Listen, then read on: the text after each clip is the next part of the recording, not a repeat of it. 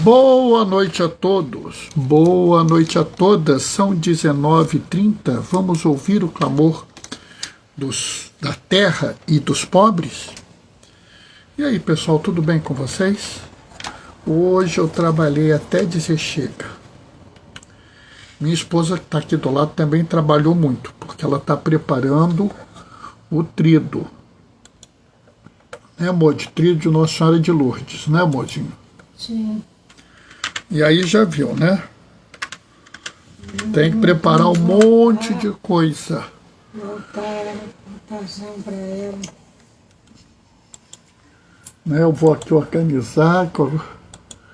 Cheguei agora há pouco, né? Já fiz o meu papá. Muito obrigada. Meu mocinho cuidou de mim muito bem. E hoje é quarta-feira, dia 5, né?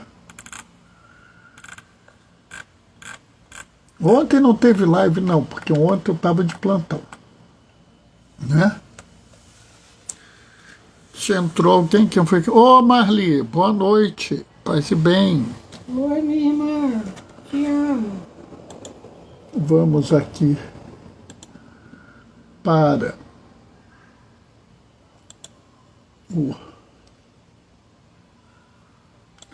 entrar aqui para... Ué, eu não estou aparecendo aqui.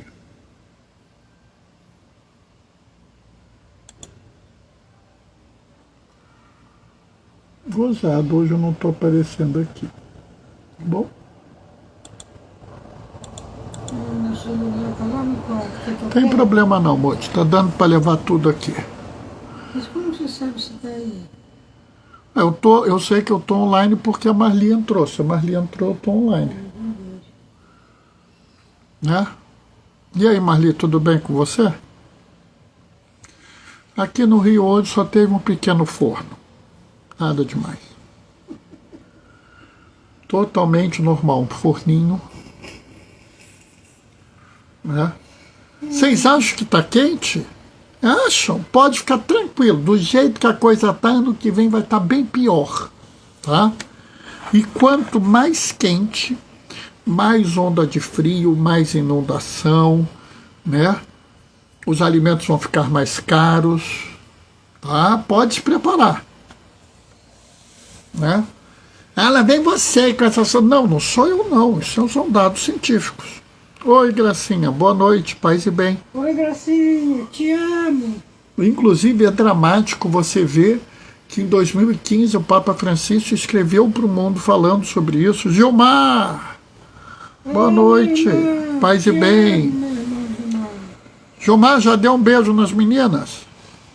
Elas fazem aniversário hoje, né? O Papa Francisco escreveu uma encíclica, Laudato Si, falando sobre isso. E depois ele escreveu a outra, Laudato Deum, né? E ele lamenta que as pessoas parecem que não ouvem os apelos, né? Gilmar já deu. Marli está falando, tudo bem, graças a Deus, paz e bem. Marli está mandando beijos. Né? E é impressionante, né? E aí começa aquelas coisas, não, Bernardo, mas já aconteceu algo parecido. É verdade, é verdade. Ano passado, com as enchentes no sul, boa noite, Mônica, querida tia Gracinha. Com a enchente no sul, tinha gente dizendo assim, mas já teve uma enchente no sul grande pra caramba. Sim, há 49 anos atrás, teve uma enchente quase tão grande quanto essa. Ah, então é possível. O problema é que não foi uma, foram 3 enchentes no Rio Grande do Sul em menos de 6 meses. Isso nunca tinha acontecido. Vem o problema. Ah, mas o Rio já fez 40 graus. Já é verdade que o Rio já fez 40 graus. Ih, cansou de fazer. Só que a gente não está tendo 40 graus de vez em quando. A gente está tendo 40 graus quase todo dia.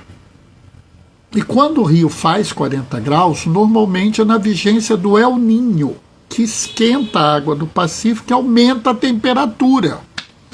Nós estamos fazendo 40 graus dias seguidos na vigência da laninha, que deveria estar dando temperaturas mais frescas.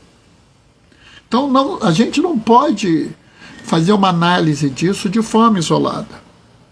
E a gente tem que se lembrar o seguinte: esse calor excessivo leva a inundações, leva a secas em outros lugares. Isso já causou uma quebra de safra, ou seja, já dificultou a quantidade de comida. Vai piorar. A gente tem que começar a repensar isso.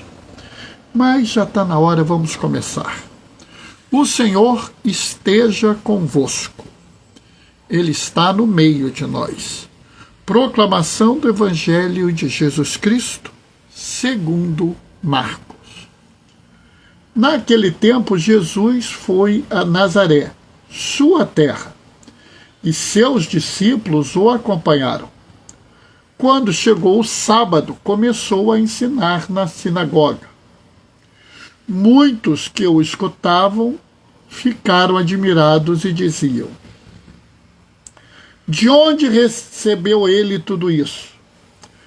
Como conseguiu tanta sabedoria? E esses grandes milagres que são realizados por suas mãos? Esse homem não é o carpinteiro, filho de Maria, irmão de Tiago, de José, de Judas e de Simão? Suas irmãs não moram aqui conosco? E ficaram escandalizados por causa dele. Jesus lhes dizia: um profeta só não é estimado em sua pátria, entre os seus parentes e familiares. E ali não pôde fazer milagre algum, apenas curou alguns doentes, impondo-lhes as mãos. E admirou-se com a falta de fé deles. Jesus percorria os povoados das redondezas ensinando. Palavra da salvação. Bom, essa leitura, como todas as outras, é uma leitura conhecida. E eu já fiz umas 2 ou 3 lives falando sobre ela. Mas, olhando essa leitura, hoje me veio uma questão. E eu acho que a gente tem que pensar essa questão com muito cuidado. Aqui deixa claro que as pessoas de Nazaré ficaram escandalizadas por causa de Jesus. O termo é esse, escandalizadas. Por que ficaram escandalizadas, mozinho? Alguém alguma vez explicou isso para você? Não. Não, né? A gente imagina por quê, né? Por que você imagina? Pelos atos dele, pela... Mas os atos dele de curar as pessoas não deveriam escandalizar ninguém. Vamos entender que o termo... Usar o sábado. O termo escandalizar, ele necessariamente é um termo negativo, né? Ai de quem escandalizar um desses pequeninos.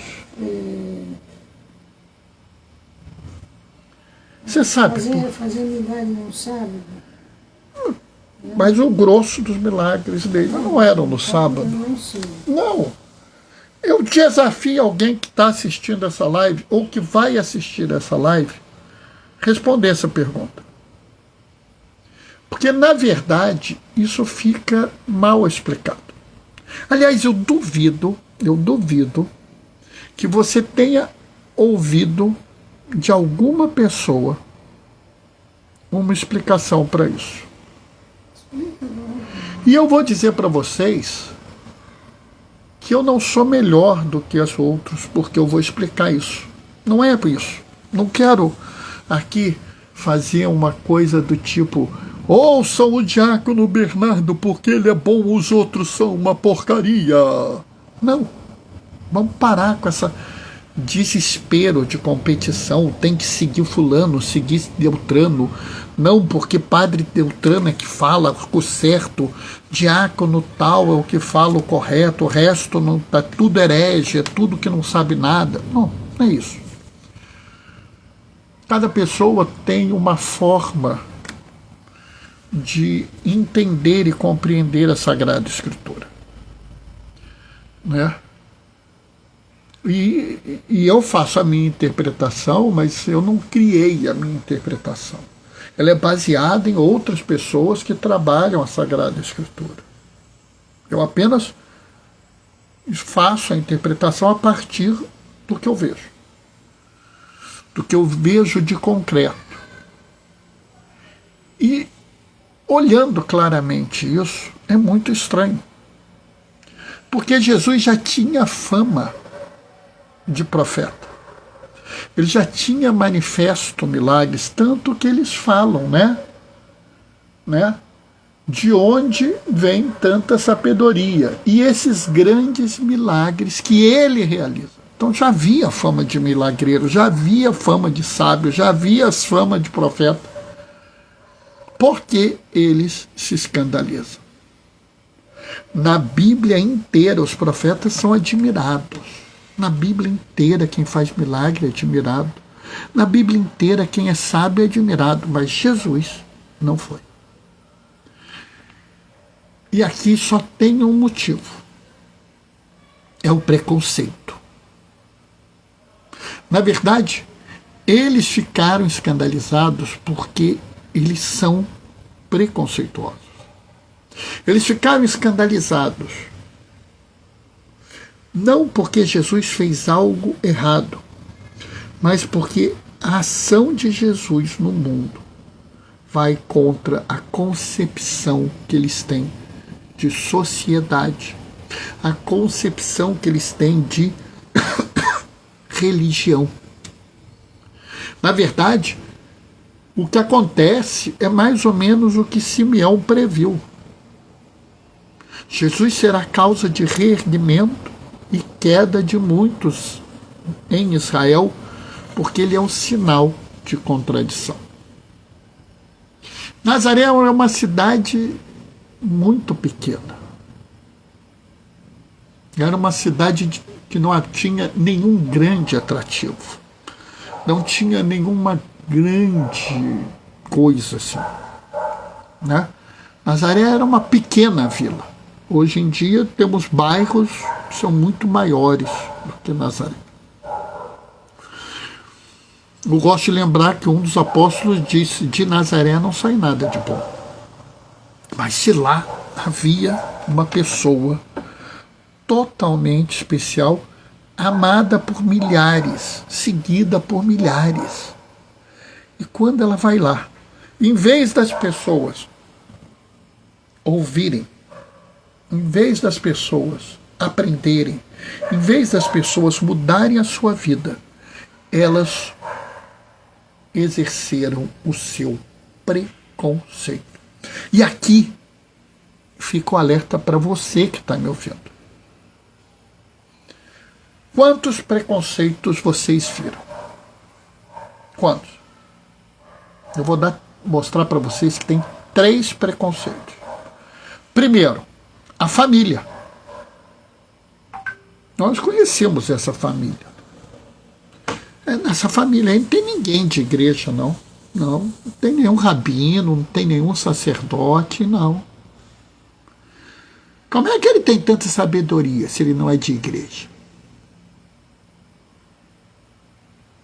Vai dizer que vocês já não ouviram isso, né?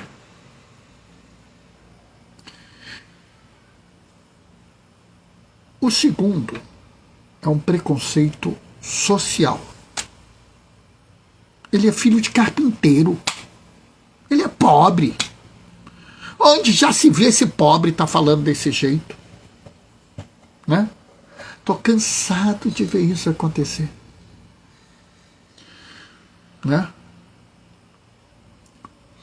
Chega um pobre na igreja, duas reações acontecem. Ou alguém sai correndo, dá uma esmola para ele ir embora e parar de atrapalhar. Ou fica todo mundo preocupado, nervoso. Oi, Helena, boa noite, paz e bem. Ai, meu Deus, tem aquele pobre ali, será que ele vai roubar a gente? E ele vai falar alto, vai atrapalhar o culto, a missa. Ai, meu Deus. Né?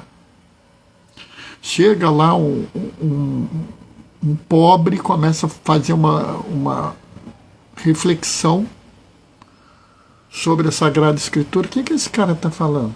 Sabe nada, é pobre. Troca, pode ser nordestino, pode ser preto, né? Pode ser estrangeiro, mas vai ter um motivo para você falar mal, porque ele não é da casta social que você espera isso. Né? Ou seja, havia um preconceito social. Então, Jesus só sofreu preconceito porque a família dele não era uma família de igreja, não era uma família formada na igreja, não era uma família sacerdotal. Sofreu um preconceito porque ele era um trabalhador braçal, né? Filho de carpinteiro, não era nobre, não tinha estudo, e sofria um preconceito religioso. E esse é um preconceito que está muito em voga hoje na igreja. Seja na igreja católica, seja na igreja protestante, seja na igreja espírita. Hoje em dia nós temos um grupo de pessoas que não querem ouvir a fé. Querem ouvir aqueles que falam parecido com o que eles falam. Ou seja, eu não vou nem ouvir fulano, porque fulano é não sei o quê. De vez em quando, eu conheço alguns colegas meus tradicionalistas que eles falam assim, tem missa em tal cidade? Eu falei, tem a paróquia aí. Não, mas essa é missa nova, então não é missa. Preconceito religioso. Né? Hoje uma pessoa virou e falou assim, não leiam a Bíblia edição pastoral. Eu virei assim, por que não? Porque as notas são muito ruins, isso, aquilo, outro. Eu olhei para ele e falei assim, tá, eu tenho 2 Bíblias edição pastoral na minha casa. Uma que é a edição original e uma que é a nova edição. Me diz uma nota que você leu e que você não concorda e por que você não concorda. E a resposta dele foi, não, a nota número tal da página tal é ruim. Beleza. Na versão original ou na outra versão? Você leu essa nota? Não, o padre fulano disse que a nota é horrível. E você não confirmou. Você não leu essa nota e refletiu essa nota à luz da palavra de Deus. Não, porque o padre falou. Mas o padre é voz de magistério. O padre é do dicastério da doutrina da fé. O que ele escreveu está assinado pelo cardeal, o Papa endossou, ou isso é uma opinião que você tem? Não, mas esse padre é bom. Isso é preconceito religioso.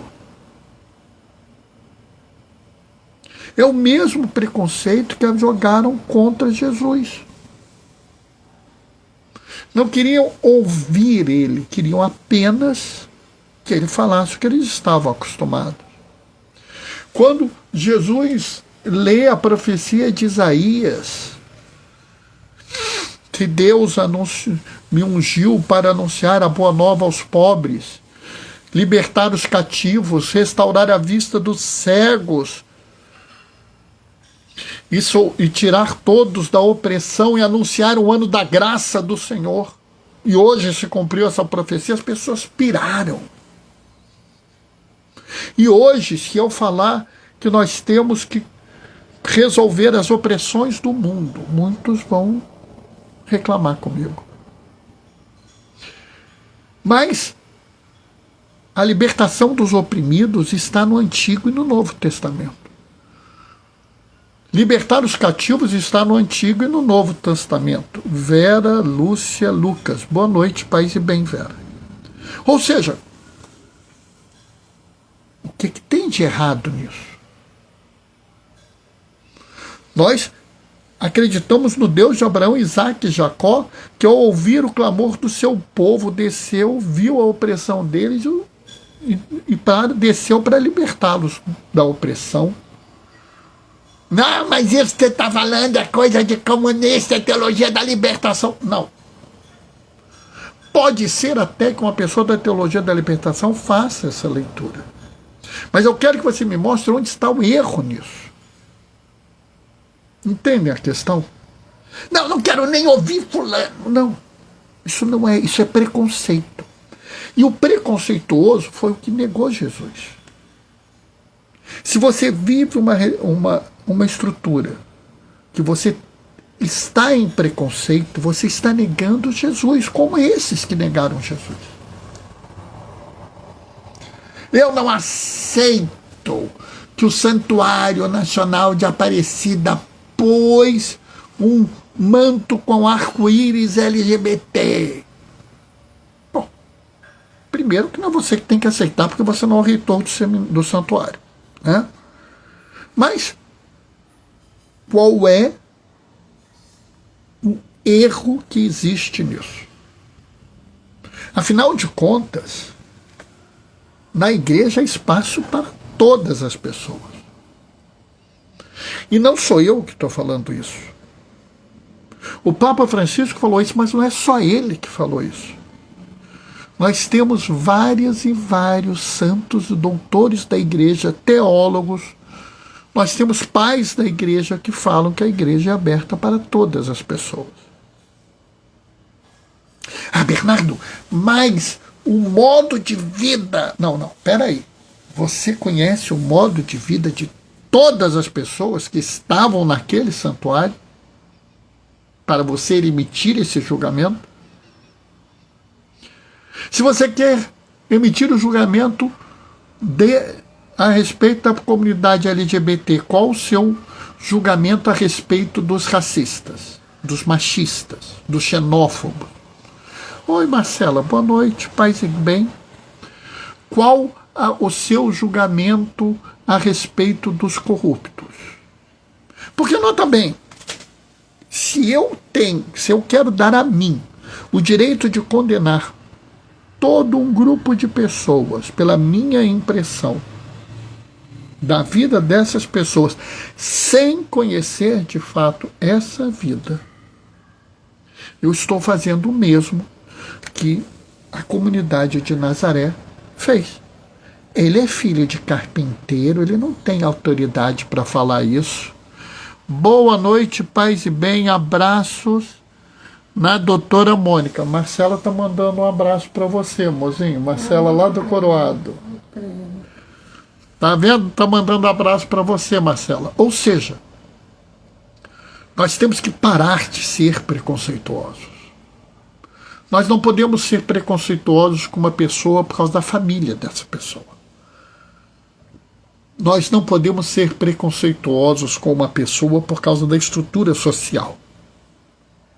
Eu me lembro a primeira vez que eu subi numa comunidade, né?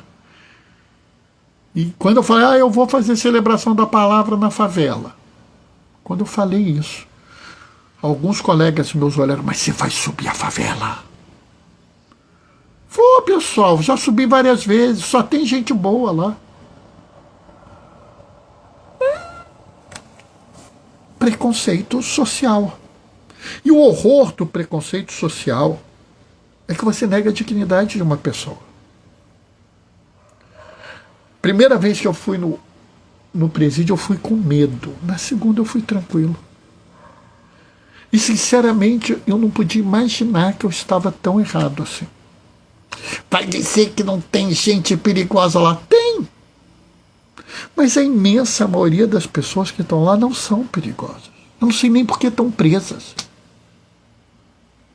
E até os piores bandidos que eu atendi até hoje me tratavam com respeito. Eu até brinco com o pessoal, nunca fui assaltado numa comunidade, nunca fui assaltado num presídio. Agora, na rua já fui assaltado um monte de vezes. Aqui em Laranjeiras, então, quando eu era garoto, quando eu tinha lá meus 11, 12, 13, 14 anos, era assaltado assim, super frequente. Eu brinco que eu já fui assaltado mais que meus 4 sobrinhos juntos. Você tem uma ideia, mas isso ficou lá atrás. Hoje em dia não. É estranho, né? Ah, mas hoje em dia tá violento. Tá. Mas a gente não pode ser preconceituoso. E nunca ter preconceito religioso. Não gosto do padre fulano, não gosto do diácono fulano, não gosto do bispo fulano, só gosto de cicrano, só gosto dessa pregação. Até para você dizer que não gosta, você tem que ouvir. Até para você dizer que está errado, você tem que ler. E antes de tudo, antes de qualquer coisa, é necessário discernimento. Não é à toa que a igreja pede ver, julgar e agir. Não é agir sem ver, sem julgar. É ver, julgar e agir. Tal coisa é pecaminosa. Vamos ver. Eu vi. Vi com cuidado. Vi, beleza. Vou julgar. Para julgar eu tenho que ter conhecimento. Eu tenho conhecimento? Não, então vai adquirir. Eu tenho que fazer um discernimento.